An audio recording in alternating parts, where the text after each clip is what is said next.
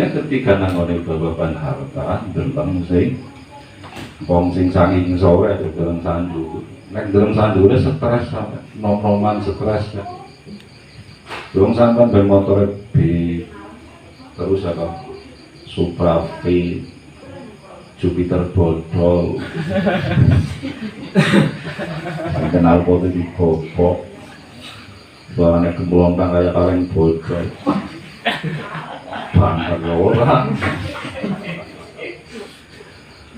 Intinya begini, kekayaan itu tidak menjamin, kekayaan secara lahiriah itu tidak menjamin seseorang itu kaya secara batin. Tergantung atine doang nih, tergantung ketakwaannya kalau Gusti Allah. Makanya begini, dan Nabi kan telah mengatakan ittaqilah haitsu kunta wa binis sayyi'atal hasanata tamhuha wa khaliqin nasa bi khuluqin hasanin. Jadi kata baginda Nabi, bertakwalah kalian dimanapun kalian berada, dan tentu dalam kondisi apapun. Di masjid takwa, di tempat ngaji takwa, di pasar takwa, di sekolahan takwa. Dan kadang-kadang di zaman akhir ini, di tempat ibadah pun ketakwaan itu sudah tidak ada. Masjid maksiat.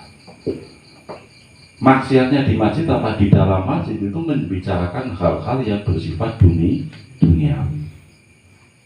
Di dalam masjid ribut, teriak, sehingga mengganggu aktivitas orang yang sedang beribadah. Ini kan menunjukkan ketidaktakwaan di tempat yang seharusnya di situ takwa, di tempat ibadah, di tempat pengajian. Sekarang pun seperti itu. Tidak menjamin orang yang mendatangi tempat pengajian, orang yang ngaji itu takwa. Karena banyak orang yang mendatangi tempat pengajian, di majelis-majelis dzikir, di majelis-majelis sholawat, itu justru malah melakukan kemaksiatan. Di tempat ngaji ngerasa dibohong, membicarakan keburukan orang lain, itu kan banyak. Itu kan maksiat. Di tempat sholawat parah lagi.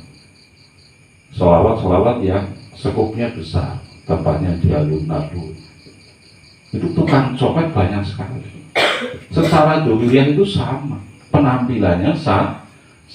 Ya pakai peci putih, baju koko, ciri khas, sarungan, kemudian pakai tas kecil.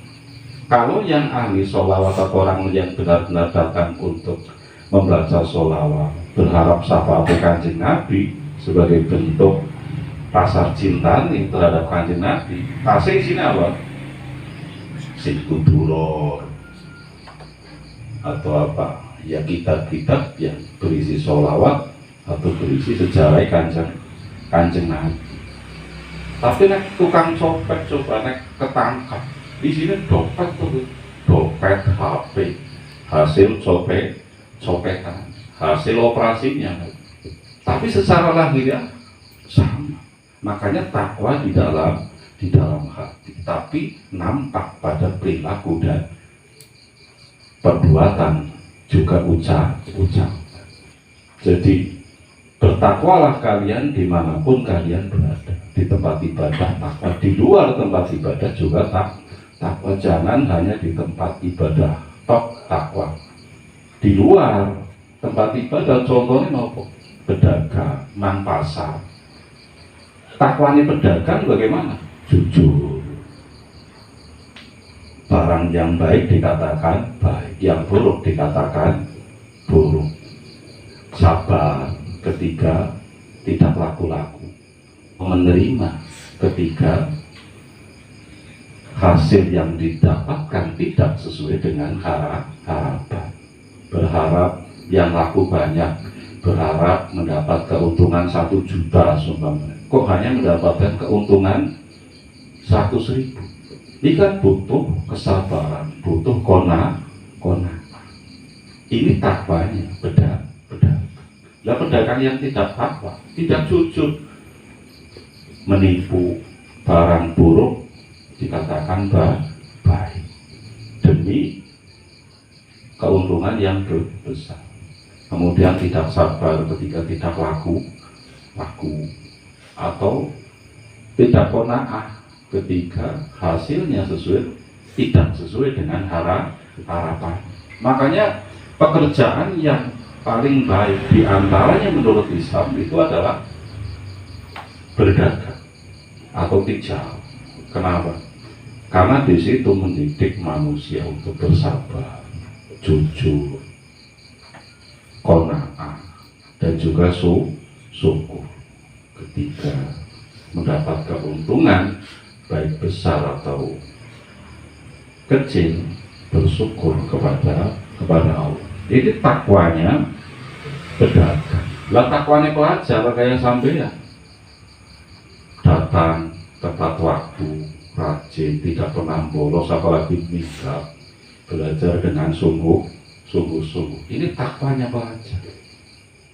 Karena pelajar pun minggat, kadang-kadang datangnya masuk jam 7 seperempat, jam 8 baru masuk. Sing parah lagi minggat, pelajarannya membosankan, uang sakunya habis, akhirnya minggat. Sing sok minggat sapa iki? Sapa bangun langganan tuh. Itu namanya tidak takwa. Paham ya? Takwanya pegawai ya beda lagi. Yang penting batas pokok-pokoknya itu telah dikerjakan. Pedagang juga seperti itu kan. Ibadah pokoknya dikerjakan, kemudian ketika berdagang dia jujur, dia sabar, kemudian menerima. Inilah takwanya pedagang. Jadi dimanapun, kemudian dalam kondisi apapun, sehat takwa, meriang takwa, sugih takwa, miskin takwa, jomblo takwa, dua pacar, inna lillahi wa inna ilaihi raji'un. Maksiat tuh orang takwa itu. Makanya wong dua pacar karo jomblo, sing dikatakan takwa ya sing jomblo. Ketika dia menjomblonya karena takut kepada Allah. Nah, ketika menjomblonya bukan karena takut kepada Allah, tapi karena pancen orang payu-payu, orang laku-laku, orang anak sing gelem, berarti ya bukan orang yang takwa, karena kondisi saja dia jomblo. Jadi dalam kondisi apapun. Nah sekarang kadang-kadang apa? Nek beriang takwa, ketika dia sakit ya takwa, gelem sholat, nyebut asmane Gusti Allah. Tapi ketika sehat coba, wis kelalen kabeh, lupa kabeh kan? Atau kebalikannya, kadang-kadang ketika sehat takwa dia, gelem sholat, gelem berbuat baik, gelem jamaah, tapi giliran sakit mengeluh, menggerutu, orang menerima bahwa itu adalah cobaan dari Allah, tidak sabar. Ini kan namanya ketika dia sehat dia takwa, tapi ketika sakit dia tidak takwa. Ketika diberi kenikmatan oleh Allah dia takwa, tapi ketika diberi cobaan oleh Gusti Allah dia tidak takwa. Kadang-kadang kan seperti itu. Kaya takwa, ketika miskin pun takwa. Dan kadang-kadang juga ada orang yang ketika kaya dia takwa, sergap jamaah, sergap sholat, sergap puasa Senin Kemis, puasa bulan Ramadan ya tidak ditinggalkan karena wajib. Tapi ketika dicoba oleh Gusti Allah miskin, frustasi kan? Dia merasa bahwa selama ini dia beribadah tidak dibalas oleh Allah, malah diwehi kemiskinan. Akhirnya malah jadi orang gelem beribadah. Paham ya? Jadi takwalah dimanapun kalian berada dan dalam kondisi apapun. Definisi takwa itu kan apa?